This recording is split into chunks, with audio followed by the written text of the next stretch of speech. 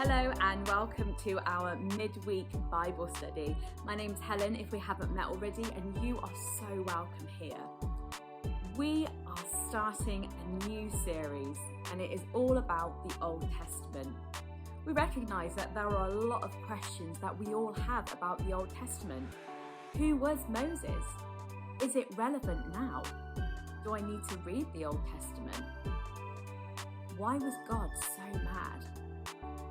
All of these questions are really important, and we thought it would be a great time to sit down and tackle some of those questions. We don't claim to know all the answers, but we hope that over the course of the next few weeks, as we unpack more of the Old Testament, it might help you on your walk with Jesus. So to start with, I am going to do a reading from the book of Genesis, and today we're answering the question, who was Abraham? And also, is the Old Testament relevant today?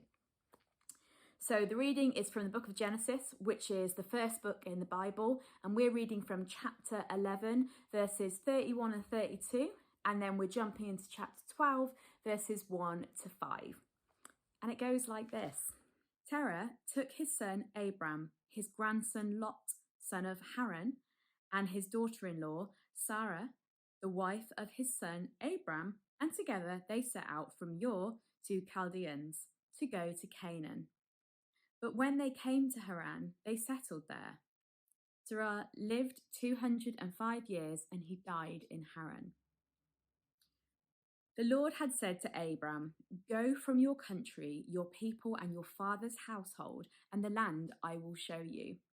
I will make you into a great nation, and I will bless you.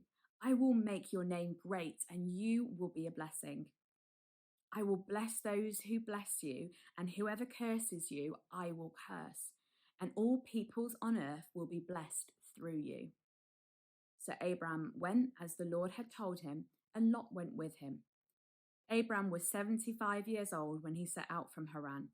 He took his wife Sarai, his nephew Lot, all of the possessions they had accumulated, and the people they had acquired in Haran.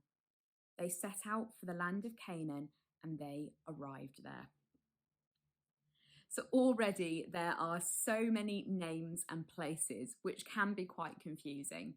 Sometimes I find it helpful to almost make a family tree of the people in the story. Then I can work out who's married to who's brothers and sisters, and who is our fathers and mothers. So that's the first way that we can start to, a technique that we can use to help us understand what actually is being said in the text. To give you a little bit of context to this reading, so in the first 11 chapters of the Bible, we have a very storytelling narrative. We see very grand and sweeping stories of Moses and the burning bush, of the Israelites being freed from Egypt, of Noah and the flood, and the 7 days of creation. And then we grind to a stop when we meet Abram, and we get a kind of narrative whiplash. It starts getting very languagey, as it were, about who's who and where they are.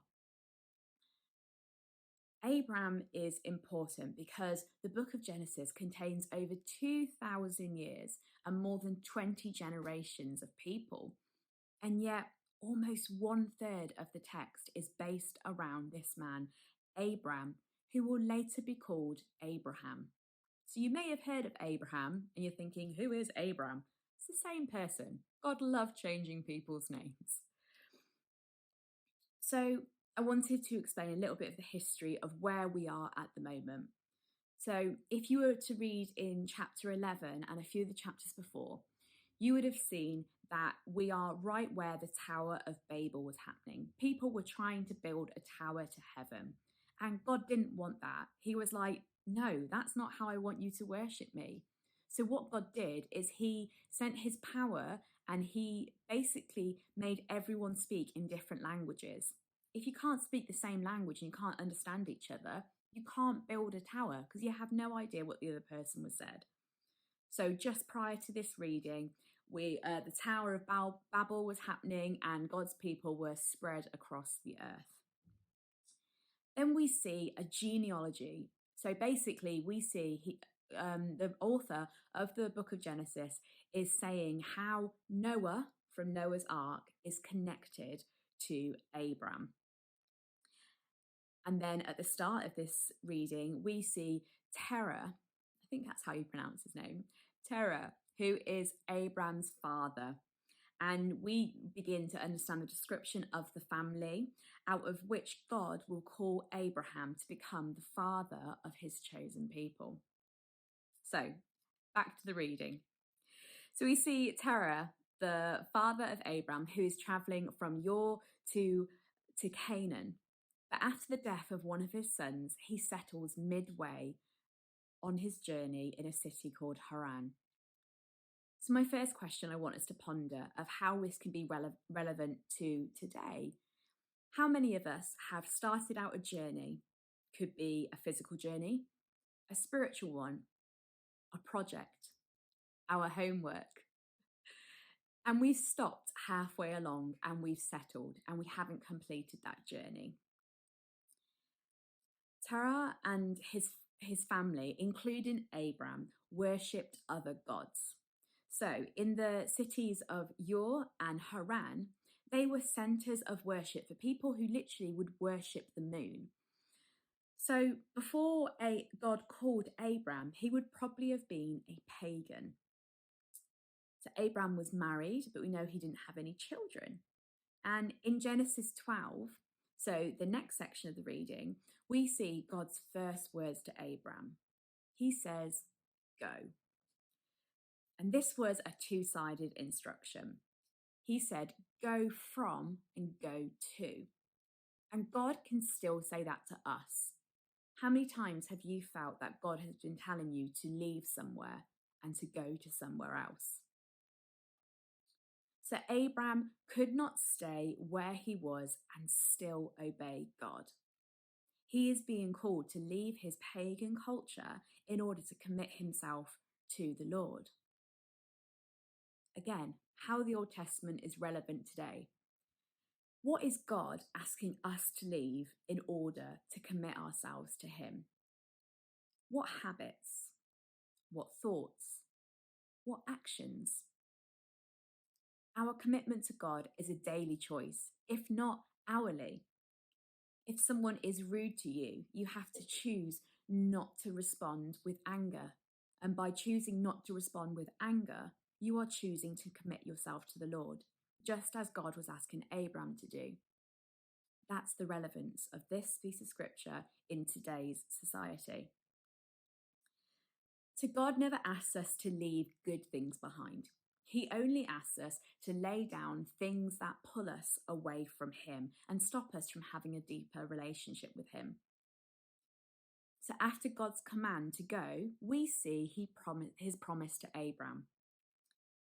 God begins with a huge series of powerful promises which accompany Abram leaving behind everything he knows.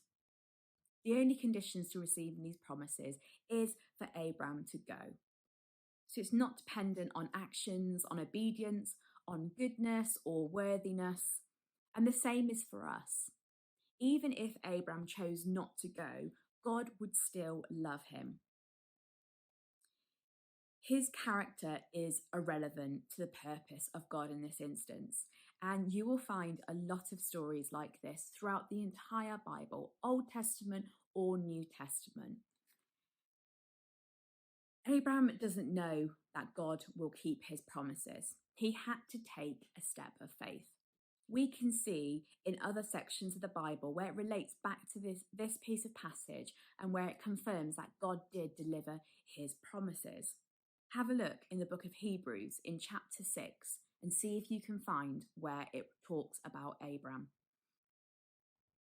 So our God is a God who keeps his promises.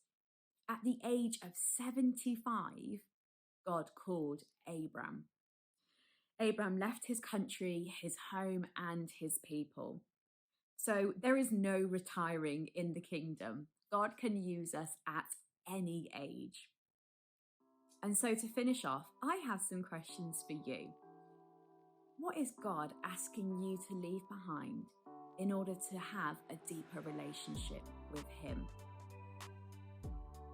Are you like Abraham's father, Terah? Have you stopped somewhere in your journey, in your plans, in your dreams, in your projects, and you haven't reached your destination? Do you believe that you can be called just as Abraham was called?